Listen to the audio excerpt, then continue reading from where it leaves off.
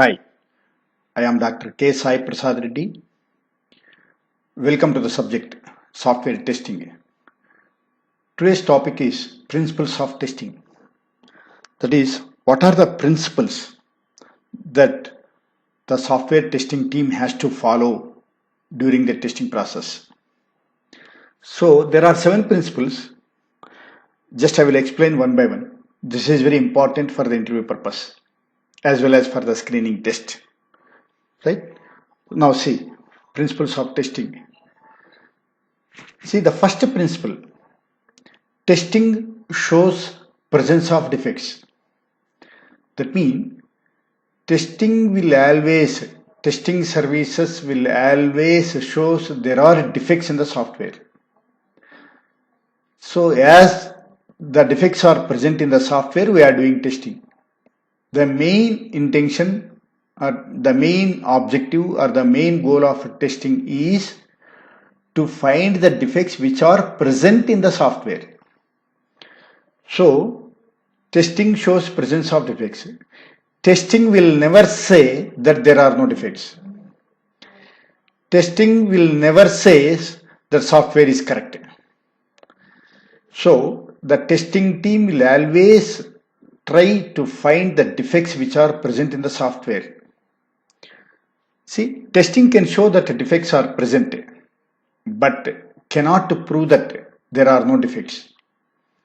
Testing reduces the probability of undiscovered defects remaining in the software. So, this is the first principle. So, the main important is testing services will never say that software is correct. Testing services will not prove that there are no defects. So, they will always try to find the defects which are present in the software. This is the principle number 1. Next, second principle. Exhaustive testing is impossible and impractical.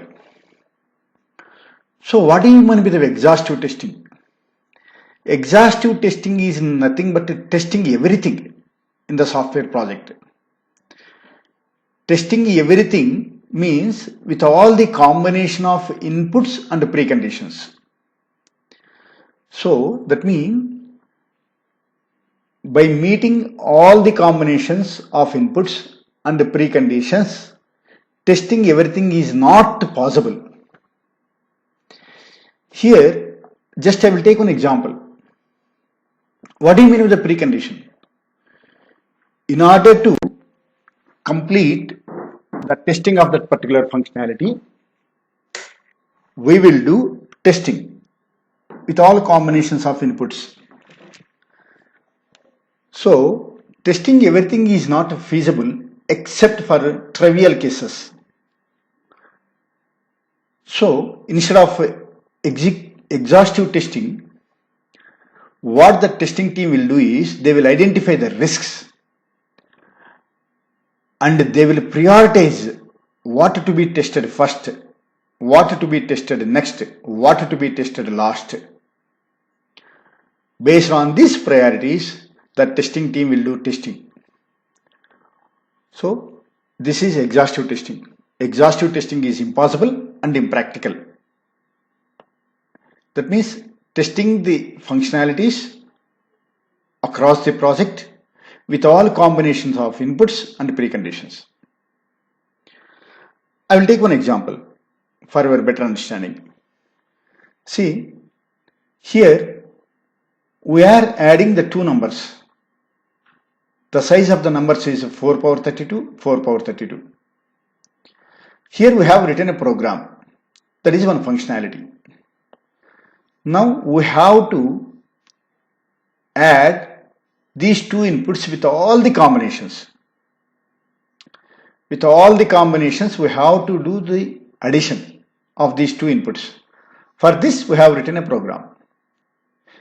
If we want to test with all the combinations of these two inputs, can you guess how much time it will take to complete this testing?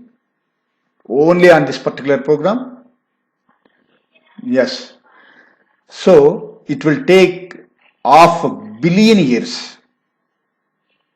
It will take half a billion years. 1 billion is 100 crores.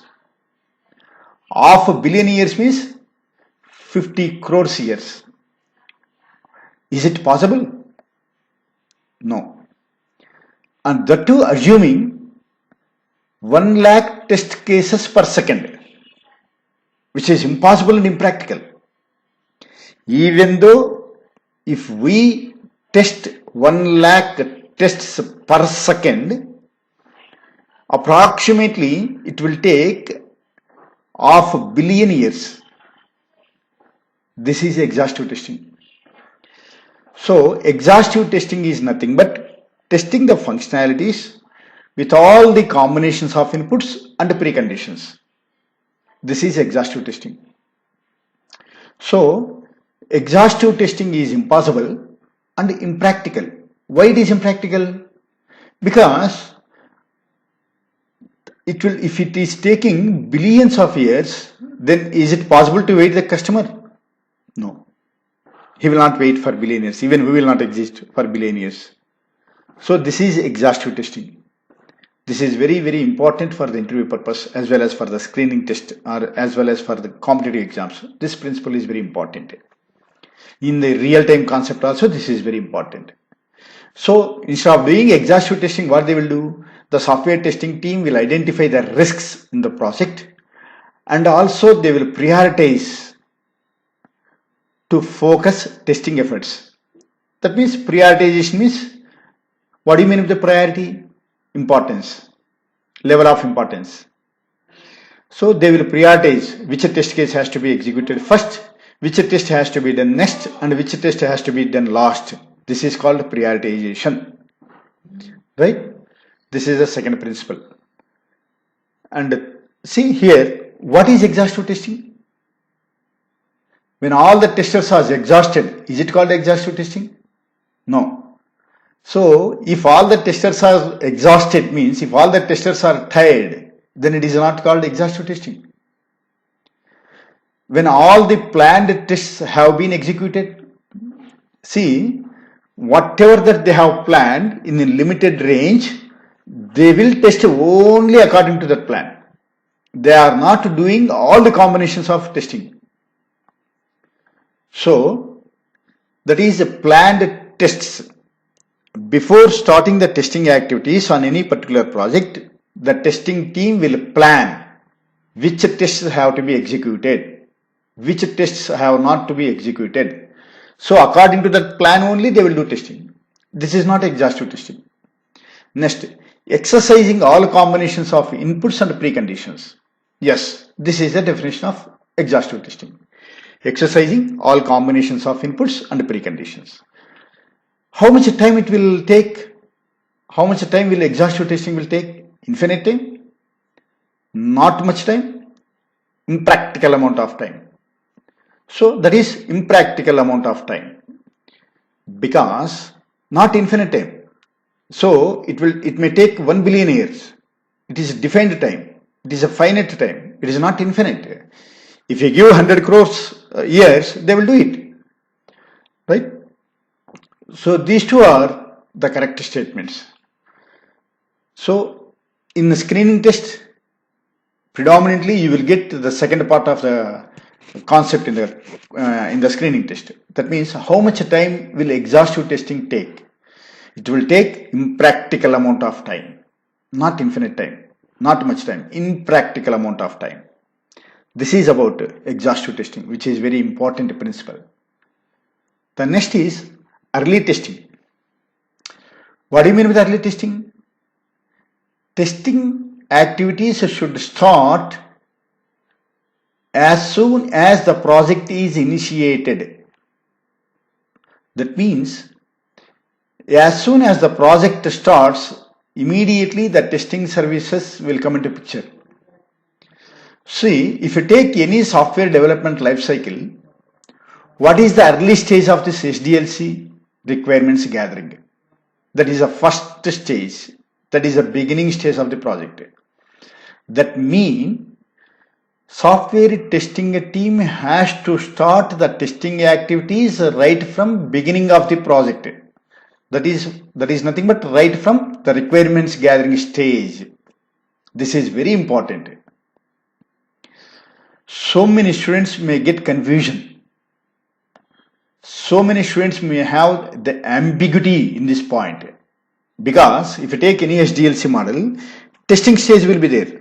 Many of the students may think that the testing engineer will start the testing activities at the testing stage only. No.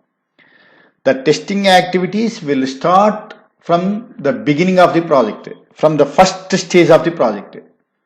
So, requirements gathering. What the testing activities will happen in the requirements gathering? Reviewing of the BRS document and inspections on the BRS document. Review or inspections, what is the main objective? To find the defects, right? So this is early testing. Testing activities should start as early as possible in the software development life cycle and should be focused on defined objectives. This is the testing, third principle, early testing. The next is defect clustering. Here, what do you mean by the cluster in the project? Cluster is nothing but a module. Cluster is nothing but one unit. See, that means for easy understanding, cluster is nothing but some parts. That means the project will be divided into some parts. Each and every part is called a cluster. We are not supposed to call it as a parts. For better understanding, I am using this word. So the entire project will be divided into some 5 parts, 6 parts, 7 parts like this. All these 5, 6, 7 parts are called modules. See, now what do you mean by the defect clustering? Small number of modules contain most of the defects discovered during pre-release testing or show the most operational failures. So the small number of modules, that means in size, if the module is small, it is practically proved that the small modules contains more number of defects, and that the defects have to be discovered before releasing that particular project to the client. That means during the testing activities, the concentration on the small modules will be more, because most of the operational failures will get from the small number of modules. This is called defect clustering. Next principle, pesticide paradox. See, what do you mean by this pesticide paradox?